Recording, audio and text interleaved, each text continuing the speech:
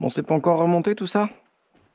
Alors, petit souci au montage, j'ai essayé de monter le turbo. Je vais vous montrer ce qui se passe. Obligé de démonter le carter chaud, vous allez comprendre. En fait, au niveau de la platine de V-band, j'ai galéré pendant au moins 10 minutes à comprendre ce qui se passait. Je n'arrivais pas, parce qu'au final, l'alésage du carter chaud était plus petit, et donc ça rentrait pas, forcément. Et je comprenais pas ce qui se passait, et puis je voyais pas, j'avais le turbo entier dans la main. Je posais le V-band, je voyais qu'il y avait un jour, je comprenais pas. Donc voilà, un petit peu de retard prévu. Donc j'avais complètement aussi démonté l'ancien carter pour voir ce qui se passait. Et du coup, l'alésage n'était pas du tout le même. Il a fallu reprendre le même alésage que l'ancien. J'ai emmené ça chez l'usineur. Et maintenant, bah voilà, c'est OK. Il faut remonter l'ensemble sur le turbo et puis bah, tout recommencer, hein, tout simplement. C'est de la perte de temps, mais c'est comme ça. Et aussi, petit souci avec les injecteurs. J'avais eu le problème parce que ces injecteurs, c'était des 1200 cc qui vont être trop petits pour la suite. Normalement, les injecteurs ont une petite butée. Donc ceux-là avaient été usinés. Donc en fait, ils passent à travers la rampe. Il a fallu que je mette des cales. Bon, c'est provisoire hein, parce que je vais recevoir les plus gros. En attendant, j'ai fait ce système-là avec des cales. Bon, ça ira bien, ça fera le taf. J'ai également fait la modif pour le retour d'eau, comme expliqué. Il n'y a pas le choix, donc on va passer en flexible souple pour pouvoir monter ça correctement. Allez, c'est parti, on remonte le carter chaud.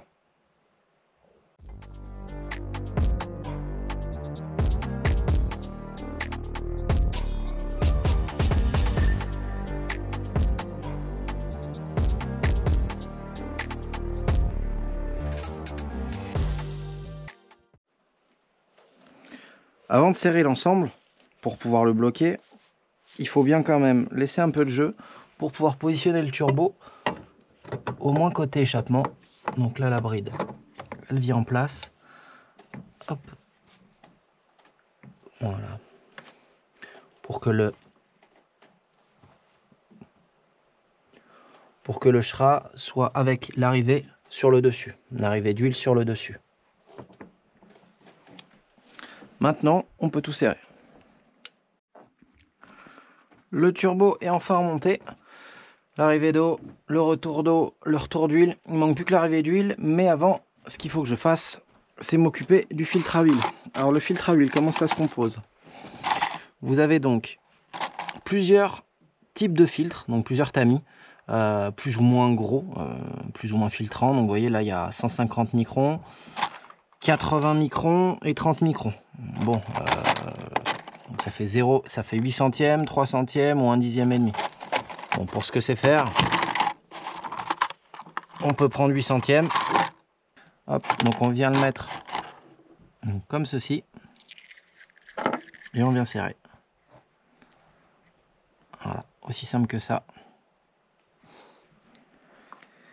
Et là, on va mettre, du coup, moi j'ai un capteur de pression d'huile ici. Donc je vais démonter la baie de pare-brise et je vais le mettre directement au cul de ce capteur pour récupérer la ligne et pas rajouter ça là en plein milieu. Je vais le mettre discrètement derrière la baie de pare-brise. Donc, il faut démonter la baie de pare-brise. L'avantage des vieilles voitures qui se démontent assez facilement, ça prend un peu moins d'une seconde. Le filtre est mis juste après du coup mon capteur de pression. Là on remonte pas tout de suite ça parce que comme l'autre fois je veux refaire remonter de l'huile pour le turbo étant donné qu'il est neuf, il n'est pas encore, il est lubrifié un petit peu d'origine avec de la graisse un peu d'origine, mais j'ai pas envie qu'il démarre à sec, donc je referai quelques petites montées d'huile comme la dernière fois en débranchant le calculateur moteur. J'avais oublié, avant de remonter les régulateurs, bien vérifier qu'il n'y ait pas trop de merde dedans. Vous voyez par exemple là je l'ai démonté de mon ancienne rampe. Soufflez tout doucement. Mettez un petit peu de nettoyant frein à la rigueur. Mais vérifiez bien.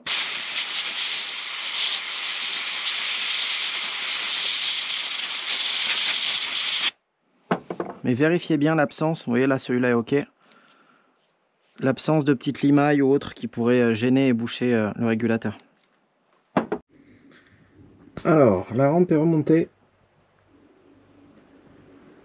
Collecteur enfin remonté, papillon remonté, rampe remontée. Alors il a fallu un petit peu modifier aussi le circuit d'essence.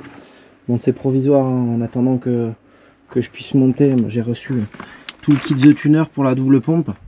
J'ai piqué juste un raccord pour pouvoir me mettre ici correctement. Après voilà, il y aura un circuit par pompe, ça sera différent. Là pour l'instant, bon, pour faire tourner gentiment, ça suffira. Et après on modifiera, de toute façon cette durite ne sera plus là. Et les raccords seront noirs, plus corrects. Là c'est vraiment pour faire rouler la voiture, pour finir de la roder. J'ai présenté la suralimentation, rien n'est serré. Il n'y a même pas la dump. C'est juste pour essayer. Bon, avec les nouveaux injecteurs, on descendra de 2 cm la rampe. Ça aidera tout le reste à descendre de 2 cm, ça ira. Bon là le capot ferme. Ça passe pas loin mais ça ferme. Voilà, avec le nouveau montage. Ça ressemble à ça maintenant. Faut encore passer le faisceau des deux côtés, un peu correctement, rebrancher les capteurs, rebrancher Line 75, changer la batterie, parce qu'elle est à plat. On a une autre là. Remonter un peu le tout et puis voir s'il y a des fuites, tant au niveau d'huile, au niveau d'essence, etc. Et puis fignoler un petit peu tout ça. Avec le nouveau papillon, donc un papillon DRS6 retravaillé, ce n'est pas les mêmes connectiques. On pourrait essayer de reprendre le faisceau, mais il y a aussi un faisceau adaptateur qui est vendu avec pour pas s'embêter et se reprendre directement sur la connectique d'origine. Là pour le moment, je n'ai toujours pas reçu la platine adaptatrice sur laquelle il va falloir que je ressoude un coude en aluminium. Bon, pour l'instant, je vais juste me manchonner dessus pour pouvoir finir un petit peu de rouler. Et dès que je recevrai la platine, il ne manquera plus qu'à faire un coude à 90. Le faisceau est fini de passer. Tout est rebranché, les capteurs sont embranchés. J'ai vérifié un petit peu l'arrivée d'essence et le retour d'essence. Il y avait une légère fuite. Bon, j'étais obligé de resserrer ce raccord, ça arrive. Le reste a l'air ok. Donc j'ai débranché toutes les bobines, tous les injecteurs. Et puis bon, j'aurais pu débrancher les bougies pour que ça mouline un peu plus. Mais bon, ça va le faire normalement. Il y a de l'huile dans le circuit. J'ai bien vérifié les raccords du filtre pour le turbo, du filtre à huile pour le turbo. Et je l'ai correctement mis derrière la sonde de pression d'huile qui est juste derrière. Allez, on va faire quelques petites montées d'huile.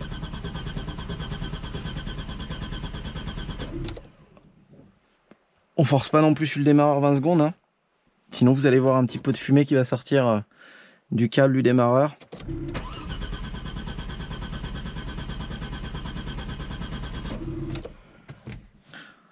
Allez, encore un dernier petit coup.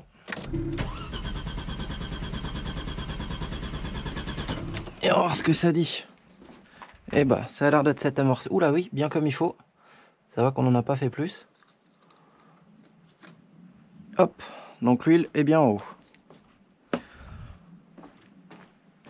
On peut rebrancher tranquillement l'arrivée d'huile. Au moins le turbo sera alimenté. Je vais refaire quand même une toute petite action démarreur. Histoire d'être sûr qu'il y a de l'huile dans le turbo.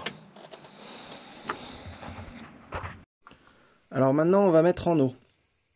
Alors pour le liquide de refroidissement là-dessus, ceux qui peuvent connaître savent que c'est une galère à purger ce moteur. On a beau avoir une vis de purge ici, on a beau essayer faire un appel d'air au-dessus, c'est vraiment très compliqué à purger. Alors c'est pour ça que bon, c'est quand même nettement plus pratique d'utiliser ce genre d'outil.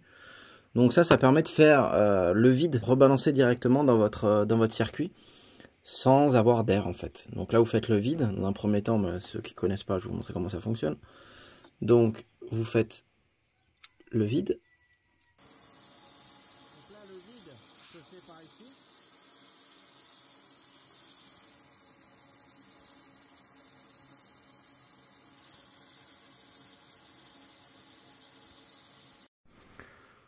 Donc une fois que le vide est fait, vous n'avez plus qu'à tourner ici. Hop. Et ça rebalance du liquide sans air. Je vais maintenant m'attaquer à la downpipe. Le turbo est placé correctement. On voit que bon, ça tombe pas tout à fait en face. Il y a un peu de jeu, hein, mais ce que je vais faire, je vais aller décontraindre en bas. Je vais aller du coup dévisser les supports pour un peu décontraindre la downpipe et pouvoir placer là et après resserrer en bas. Là, c'est les cylindres blocs en bas qui nous empêchent un peu de bouger. Donc il faut que je remonte la voiture. Bon, après ça va, elle est habituée, hein, le cri est là, les chandelles sont là. Bon, je pense que c'est le genre de voiture qui est plus habituée à avoir les deux roues en l'air que les deux roues par terre. Voilà. Et bah c'est parti.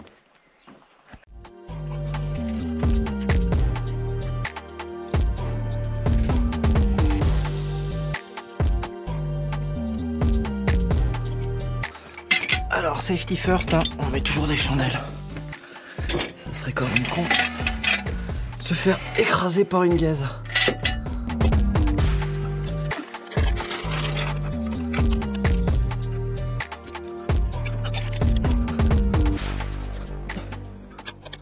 Alors le but, ça va être donc de desserrer cette V-bande. Bon, il y a une tresse hein, forcément, sinon ça serait trop en contrainte. Ouf, oh, le collier là. Bon, le collier il a mangé. Il a pas l'air super beau. Bon, on va changer le collier aussi. Vous voyez le nombre de surprises qu'on peut avoir. Ça, je sais pas où ça pouvait être. Bon, j'ai dû frotter quelque part. Donc on va desserrer les deux vis pour que la ligne tombe un petit peu. Desserrer, à mon avis, c'est peut-être ça qui met en contrainte parce que la V-bande. Bref, donc on va tout desserrer pour pouvoir... Putain, la santé du mec.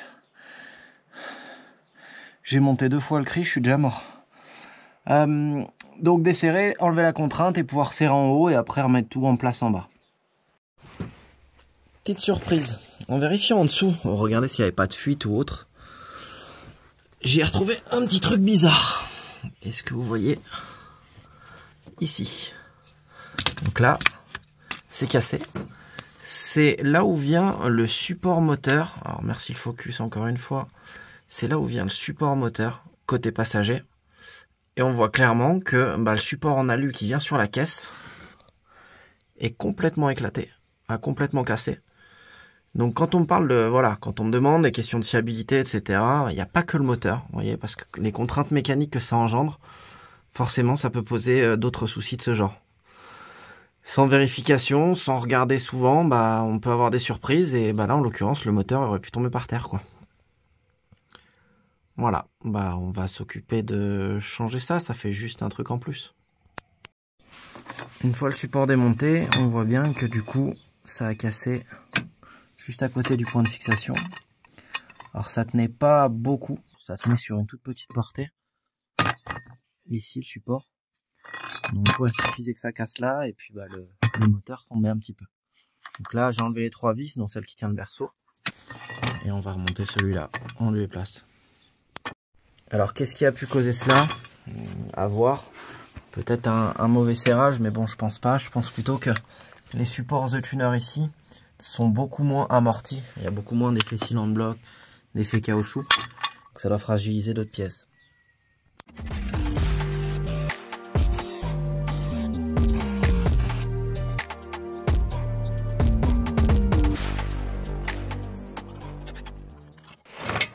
Ah oui. C'est pas beau le collier là. Vraiment. Très très moche. Pourtant j'avais pas forcément de fuite d'échappement. Donc je vais recevoir la prochaine ligne. Ah putain, ça l'a mis en chien putain. Ouais, rip le V-band. Bon là vous voyez, on a nettement plus de jeu. On va pouvoir aller resserrer déjà en haut.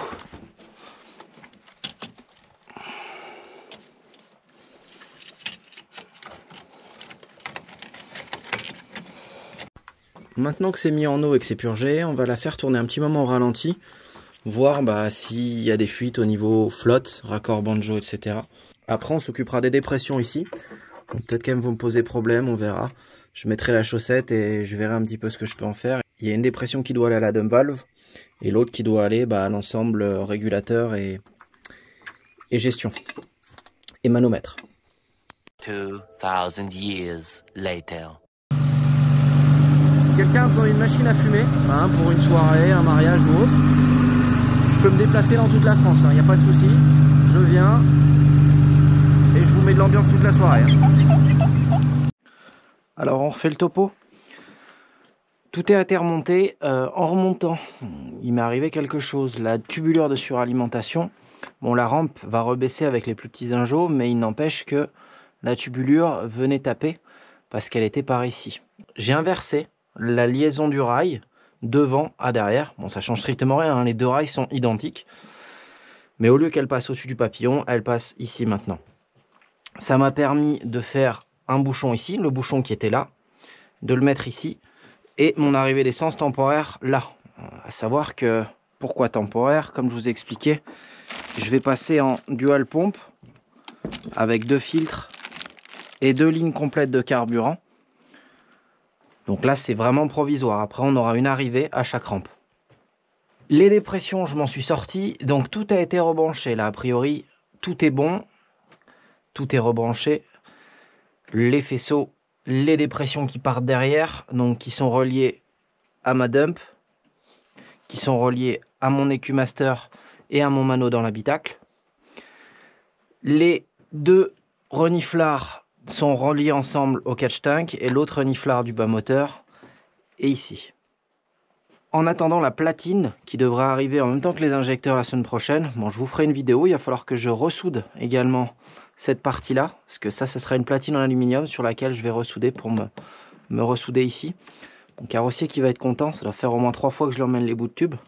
Chaque modification que je fais, je lui emmène. Je pense qu'il est habitué, mais il doit y avoir au moins 4 mm de peinture dessus.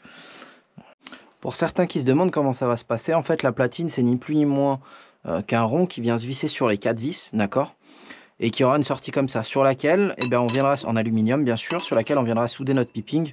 Bon, grosso merdo ça ressemblera à ça, il faudra forcément en couper sur mesure, couper ici également, pour pouvoir venir souder là, et venir se remanchonner là. Donc j'ai des tubes, hein, j'en ai plusieurs, je les ai sortis avec toutes mes durites, juste pour jeter un œil.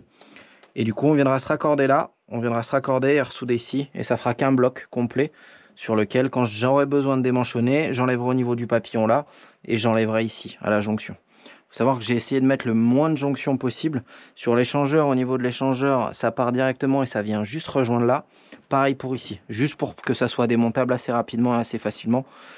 Plus on a de manchons, plus on a de risque de fuite, plus on a de risque de démanchonnage. Donc voilà. La ligne d'arrivée de turbo est ok, la ligne de retour également. Bon bah le turbo est correct. Bon après 5 ou 10 minutes de ralenti, il n'y a pas eu de souci. De toute façon je suis en rodage, donc on est en low boost forcément. On verra si le circuit de suralimentation il y a des soucis en mettant de la pression. Mon nouveau montage ici de durite que j'ai fait passer sur le dessous, je ne sais pas si vous vous rappelez, dans la dernière vidéo, ça m'embêtait. Beaucoup de personnes ont cru que j'allais le couper, et ben non, je l'ai laissé. Et j'ai fait passer la durite sur le dessous avec un raccord ici d'Audi A4 B7. Étant donné que sur le B5, elle part légèrement sur le côté, par ici. Celle-ci, bon, je l'ai modifiée un petit peu pour qu'elle plonge vers le dessous et qu'elle relie directement le bloc. Ça fait moins long de durite, ça fait plus propre, ça évite de passer par là. Ça, c'est le retour forcément qu'on est obligé de laisser pour arriver au T et pour arriver au retour le refoulement du bocal. J'ai mis une nouvelle chaussette toute neuve. Bon, en espérant qu'elle se découse pas comme l'autre. L'autre avait bien vécu, mais elle s'était juste décousue. Bon, on verra. J'ai également changé la batterie. Bon, j'en ai mis un tout petit peu plus puissante qu'avant. C'est le bac de RS4, hein, donc il change pas. Donc j'ai mis l'ampérage des plus grosses, ou plateforme A4 B5. Pourquoi j'ai fait ça? Simplement parce que je suis sur R et que j'ai mis du coup 2 compresseurs dans le coffre, donc ça rajoute un petit peu plus de consommables. Voilà, je préfère aider, avoir une batterie un peu plus grosse et moins tirer sur la batterie. Bon alors, on fait un petit bilan de fin de chantier. Qu'est-ce qui a été galère? Bah à peu près tout. Déjà sur une S4 B5, c'est déjà la galère en soi. Mais alors là, quand on essaye de faire un single turbo, qu'on essaye d'adapter des pièces qui sont prévues pour du biturbo, et bah ça devient compliqué. Il faut essayer de faire ça au mieux. Donc il faut essayer de faire de la modification, mais qui tient dans le temps, parce que modifier avec un collier isolant pour que ça tienne 2 axelles, ça sert à rien. Il faut modifier et fiabiliser. C'est des choses difficiles. Alors parfois tu t'y reprends à 2, 3 fois. Là, je pense que bon, je risque pas d'être embêté. Les raccords, etc. Bon, c'est quand même du très bon matériel, donc c'est pas du raccord AliExpress où tu serres une fois et c'est mort. Donc voilà, on va voir quelques petits tours sur route pour finir le rodage tranquillement. Et après, vidange, on rince et on met les chevaux. Je ferai une prochaine vidéo pour le montage de la double pompe, le double filtre, ainsi que le montage des injecteurs. Bon, il faudra juste que je redémonte ça. La tubulure, elle a l'habitude. Et juste du coup déclipser, enlever ici, reclipser. Ça va être assez rapide, assez facile à faire. Hein. On n'a pas besoin de tomber le faisceau ou s'embêter à tirer quelque chose. Bon, ça va passer, il n'y aura pas de problème. Pour ceux qui ne savent pas, en fait là à la base il y a des cales parce que sur les bobines c'est des bobines vissées. Là je suis passé en bobine type TFSI, 1 litre turbo dernière génération, type 2 litres TFSI. Normalement on peut mettre, il y a même des cales qui existent chez Volkswagen pour pouvoir glisser, elles sont en plastique. Bon, il existe d'autres cales, là celle-ci c'est de l'aluminium sablé. Faudrait que je les mette. Bon, ça gêne pas hein, une fois que c'est dans la bougie, mais c'est vrai qu'esthétiquement ça fait un vide. Faudrait que je les mette. Je sais pas si je les repeins en bleu, si je les peins en noir, si je les polis. Poli c'est dur. Si je les laisse à lui, remarque, j'en sais rien. Si vous avez des idées à me donner, bah n'hésitez pas. Sortez pas du jaune, rose fluo ou des trucs un peu, hein, faut que ça reste un peu sobre. Mais voilà, savoir si je les fais en bleu, en noir. Peut-être quelques-uns d'entre vous ont une A4B5. Dans ce cas-là, déjà, bon point. Vous devez peut-être voir si votre S4 est avant 2000 que vous n'avez pas de baie de pare-brise comme cela. Il y a directement le bac à batterie, etc. Sur les phases 2, vous avez donc toute la baie de pare-brise en plastique. Ça prend... Les essuie-glaces sont les mêmes, hein. Ça il faut le savoir. Par contre, la baie de pare-brise change, le joint change, et ça vous permet de cacher un petit peu toute la misère qu'il peut y avoir. Donc c'est vrai que sur phase 2, si vous souhaitez, vous pouvez mettre, bon c'est très très rare à trouver, parce que en général, si vous allez aller dans la casse, tout ce qui est partie joint comme ça, ça va être tout poreux et tout éclaté. Voilà. Donc c'est difficile d'en trouver. En neuf, je sais pas si ça se refait. Le cache batterie se refaisait plus, mais je crois que c'est The Tuner qui le refait. Pour ce qui est prochaine évolution, en même temps que les pompes, je pense que je referai le faisceau, le faire passer différemment pour épurer un petit peu ça, épurer un peu tout ce système là, ça me plaît pas trop, et ensuite faire un système de suralimentation en 100 mm qui descendent par là, pouvoir faire l'admission ici directement en diamètre 100. Maintenant la fin de la vidéo, le turbo est monté, l'admission également. Il reste quelques petites choses à revoir, notamment le système de fueling.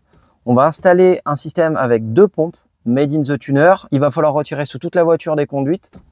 Si ça vous intéresse, n'hésitez pas à regarder la prochaine vidéo. Merci une fois de plus à toutes les personnes qui sont venues me voir lors des events que j'ai pu faire. Je pense au VV Day, je pense à The Show, je pense à Onogaro. Toutes les personnes qui sont venues me voir, et ça fait vraiment plaisir de pouvoir discuter avec vous. Merci à tous ceux qui me suivent. Merci à tous ceux qui m'ont aidé, notamment pour cette vidéo.